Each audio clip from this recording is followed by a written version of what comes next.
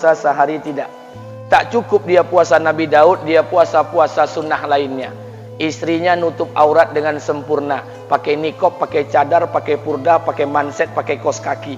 Suaminya 5 waktu ke masjid tak tertinggal takbiratul ula. Anak-anaknya di pondok pesantren hafiz dan hafizah. Tiap pagi berinfak, tak pernah menggunjing orang. Quran terjaga, aurat terjaga, tahajud terjaga, 5 waktu terjaga, duha terjaga, Quran terjaga, puasa terjaga. Sempurna satu keluarga nih amalnya. Tapi sudah 8 tahun dia tak tengok ayah ibunya. Sudah bertahun-tahun dia tak nyapa kedua orang tuanya. Sudah bertahun-tahun dia tak berhubungan baik dengan ayah ibunya. Sudah berminggu-minggu dia berkelahi dengan ayah ibunya. Sudah berhari-hari dia bermusuhan dengan kedua orang tuanya. Maka anak seperti ini, seluruh amal yang mereka kerjakan tertolak di sisi Allah Subhanahu wa taala, tidak akan diterima Allah. Sebaliknya, kalau ada di antara kita hari ini yang pandai melayani ayah ibunya, tidak ada uang ayah ibu dia kasih uang, tak ada rumah ayah ibu dia buatkan rumah, sakit ayah ibu dia bawa ke rumah sakit, dirawat ayah ibunya dia jaga, kotoran ayah ibunya dia bersihkan pakai tangannya sendiri. Ada di antara kita hari ini yang membersihkan kotoran ayah ibunya lebih dia nikmati daripada makanan yang ia sukai.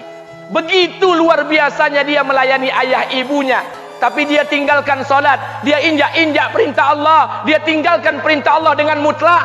Maka kebaikan satu orang anak ini kepada ayah ibunya seluruhnya tidak diterima Allah Subhanahu wa taala. Atau jangan-jangan inilah yang menjadi penyebab amal kita tak diterima Allah. Atau jangan-jangan inilah yang menjadi penyebab amal kita tertolak di sisi Allah. Kita solat juga, kita sujud juga, kita puasa juga, kita ngaji juga, kita dengarkan ceramah juga. Maka oleh karena itu, Pak, Bu, ayah kita tuh tinggal di kampung, ayah ibu tinggal di kampung sana. Terkadang ayah ibu kita tak sekolah, SD, SMP, SMA tak tamat. Dia sekolahkan kita SD, SMP, SMA, S1, S2, S3 dengan harapan hidup kita lebih baik daripada keadaan dia sekarang. Tapi apa yang membuat kita jarang untuk menjenguk mereka? Saya ingin sampaikan buat kita bersama. Ayah ibu kita tak tahu kita ni eselon 1, eselon 2, Pak. Ayah ibu kita tak tahu pangkat PNS kita 3A, 3B, 3C, 3D, 4A, 4B, 4C, 4D. Ayah ibu kita tak tahu kita ni public figure. Ayah ibu kita tak tahu dan tak mau tahu. Yang dia tahu kita ni anaknya. Ayah ibu kita tak tahu kita punya sawit berapa. Ayah ibu kita tak butuh mobil kita. Dia tak butuh rumah kita. Tapi yang dia butuhkan kita. Apa yang membuat kita jarang untuk menjenguk mereka? Tahun 2016 di Masjid Damai Langgeng, saya diundang ceramah di sana. Habis pulang ceramah, saya baca WA SMS. Ada seorang ustadz Pekanbaru kirimkan WA dengan saya. Saya baca 2 kali, air mata saya menetes. Kenapa? Karena WA itu berisi cerita satu orang ibu sedang menelpon anaknya. Ibunya nelpon anaknya. Assalamualaikum nak.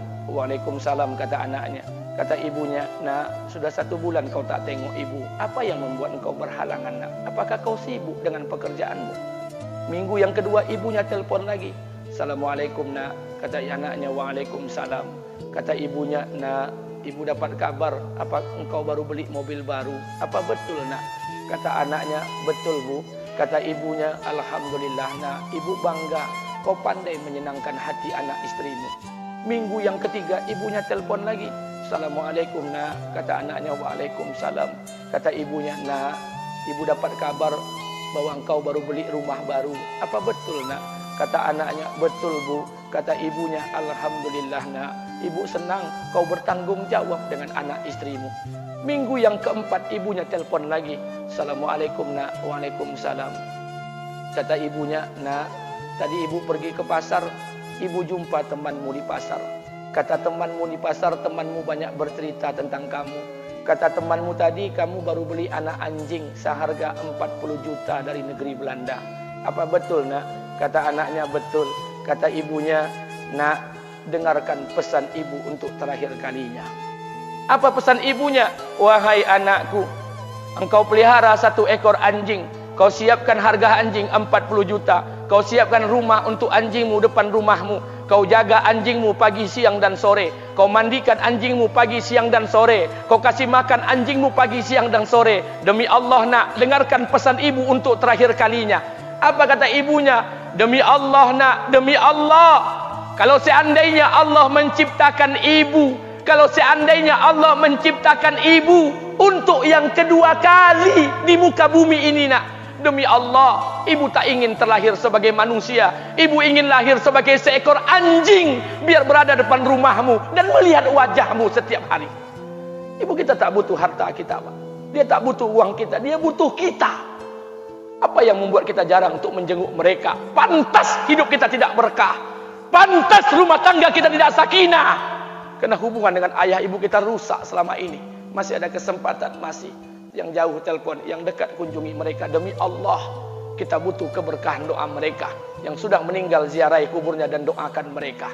Imam As-Syafi'i berkata, apa kata Imam As-Syafi'i? Manusia zalim, manusia bodoh, kalian tak tahu apabila ayah dan ibu kalian mengangkat tangan di malam hari, dia berdoa kepada Allah untuk anaknya. Doanya cuma sekali, malamnya cuma sekali, hanya sekali saja doanya. Apa kata Imam Syafi'i? Sekali doa ayah dan ibu kalian sudah cukup bagi Allah untuk menjadikan kalian anaknya berkah dunia akhirat. Hari ini berapa banyak doa ayah dan ibu kita, tapi tidak ada keberkahan buat anak mereka. Kenapa? Hati mereka tersakiti.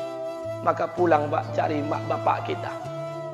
Kita punya rumah hari ini, Bu, kita punya rumah, punya harta, punya uang, punya pekerjaan, punya kekayaan, punya sawit. Kita jadi orang hari ini jadi pegawai bukan kena sarjana kita, Pak. Kita jadi orang hari ini bukan kena otak kita. Kita jadi orang hari ini bukan kena kepintaran kita.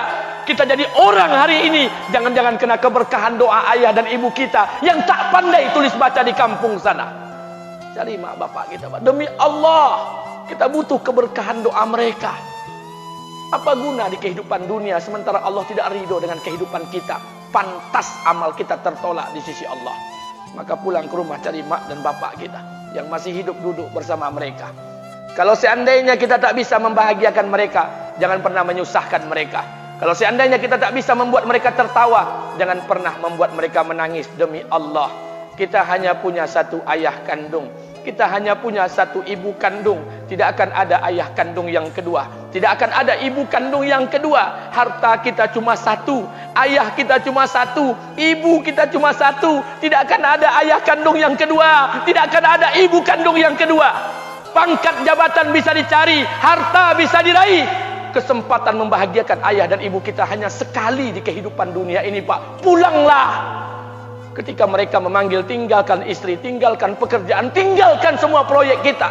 Demi Allah, datangi mereka. Kata Nabi, sesaat kalian duduk bersama ayah dan ibu kalian akan mendatangkan keberkahan. Kenapa kalian tidak duduk bersama mereka? Jangan-jangan inilah yang menjadi penyebab amal-amal kita tertolak di sisi Allah.